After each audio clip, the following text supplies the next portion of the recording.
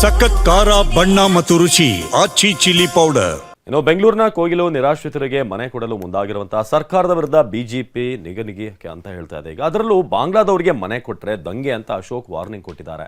ಆದರೆ ಇಷ್ಟೆಲ್ಲದರ ಮಧ್ಯೆ ಗುರುವಾರದ ಒಳಗೆ ಮನೆ ಹಂಚಿಕೆ ಮಾಡ್ತೀವಿ ಅಂತ ತೀರ್ಮಾನಿಸಿದ್ದಾರೆ.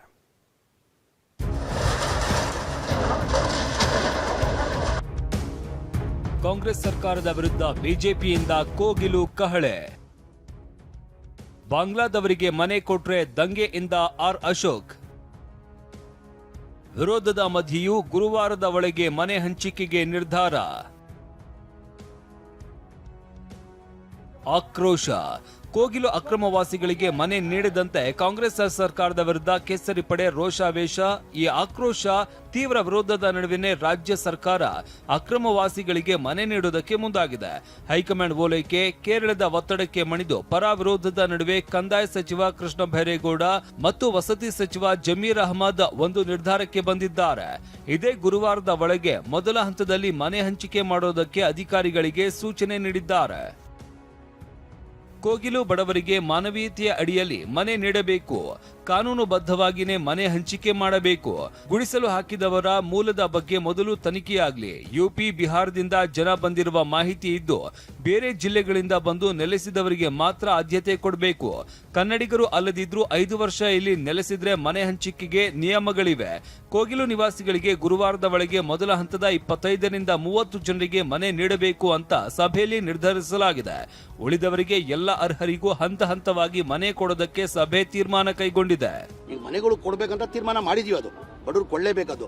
ಅಂದ್ರೆ ನಾವು ಕೊಡೋದು ಮನೆಗಳು ಅವ್ರು ಕರ್ನಾಟಕದವ್ರು ಇರಬೇಕು. ಆಚೆವರೆಗೂ ಯಾರಿಗೂ ನಾವು ಕೊಡಲ್ಲ. ಸರ್ಕಾರದ ಈ ನಡೆಯನ್ನ ಬಿಜೆಪಿ ಖಂಡಿಸಿದೆ. ಕೋಗಿಲು ಉಳಿಸಿ, ಅಕ್ರಮ ವಲಸಿಗರನ್ನ ತೊಲಗಿಸಿ ಹೆಸರಿನಲ್ಲಿ ಬಾಗಲೂರು ಮುಖ್ಯ ರಸ್ತೆಯ ಕಂಟ್ರಿ ಕ್ಲಬ್ ಬಳಿ ಪ್ರತಿಭಟನೆ ನಡೆಸಿದ್ರು. ಮತಾಂಧರಿಗೆ ಮನೆ ಆಗ್ತಾ ಇದೆ. ಅದ್ರ ಮುಖಾಂತರ ಬಾಂಗ್ಲಾದೇಶದವ್ರಿಗೆ ಏನಾದ್ರೂ ಒಂದು ಸೈಟ್ ಸಿಕ್ಕಿದ್ರು ಸಹ ಅದು ಕೆಟ್ಟ ಪರಂಪರೆಯನ್ನ ರಾಜ್ಯದಲ್ಲಿ ನಾಂದಿ ಆಡ್ತೈತೆ. ಕನ್ನಡಿಗರಿಗೆ ಇಲ್ಲದೆ ಇರುವಂತ ನೆಲ ಬಾಂಗ್ಲಾದೇಶದ ಮೇಲೆ ಕಾಂಗ್ರೆಸ್ಗೆ ಪ್ರೀತಿ ಯಾಕೆ? ಸೆಂಟ್ರಲ್ ಗೌರ್ಮೆಂಟ್ IB-ನವರು ಏನ್ ಮಾಡ್ತಾ ಇದ್ದಾರೆ? IB ಅವರು ಬದುಕಿದಾರ ಇಲ್ವಾ? ಸೆಂಟ್ರಲ್ ಗೌರ್ಮೆಂಟ್ IB-ಇಂದ ಹೊರದೇಶದವರು ಬಂದು ದೇಶದಲ್ಲಿ ಅನಧಿಕೃತವಾಗಿ ವಾಸ ಮಾಡ್ತಾ ಇದ್ದಾರೆ ಅಂದ್ರೆ ಅದನ್ನ ಪತ್ತೆ ಮಾಡಿ ಕ್ರಮ ಕೈಗೊಳ್ಬೇಕಾಗಿರೋದು central government. Central government BJP ಇದೆ. ಅವ್ರು ಬಂದು ಯಾರಿದ್ದಾರೆ ಅಂತ ಅವ್ರದ್ದು ಪಟ್ಟಿ ಕೊಡ್ಲಿ. ವಿಜೇಂದ್ರ ಕೂಡ ಸರ್ಕಾರದ ವಿರುದ್ಧ ಕಿಡಿಕಾರಿದ್ದಾರೆ. ಅಕ್ರಮವಾಗೋದಕ್ಕೆ ಬಿಜೆಪಿಯವರು ಕಾರಣ ಅಂತ ಕೃಷ್ಣ ಬೈರೇಗೌಡ ತಿರುಗೇಟು ನೀಡಿದ್ದಾರೆ. ಇವತ್ತು ಇಡೀ ಬಾಂಗ್ಲಾದೇಶದಲ್ಲಿ ಹಿಂದೂಗಳ ಮಾರಣ ಹೋಮ ಆಗ್ತಾ ಇದೆ. ಇಂಥ ಸಂದರ್ಭದಲ್ಲಿ ಇಂಥ ಲಜ್ಜೆಗೆಟ್ಟ ಕಾಂಗ್ರೆಸ್ ಸರ್ಕಾರ ಅಕ್ರಮ ವಲಸಿಗರಿಗೆ ಬಾಂಗ್ಲಾದೇಶಕ್ಕೆ ಮನೆ ಕೊಡ್ತಾರೆ ಅಂತ ಹೇಳಿದ್ರೆ ಇವತ್ತು ಖಂಡಿತ ಇಡೀ ರಾಜ್ಯಾದ್ಯಂತ ಇವತ್ತು ಪ್ರತಿಭಟನೆ ಮಾಡ್ತೇವೆ. ಬಿಜೆಪಿಯಲ್ಲಿ ಇದ್ದವರು, ಬಿಜೆಪಿಯಲ್ಲಿ ಇರೋರು ಈ ಅಕ್ರಮದಲ್ಲಿ ಭಾಗಿಯಾಗಿದ್ದಾರೆ.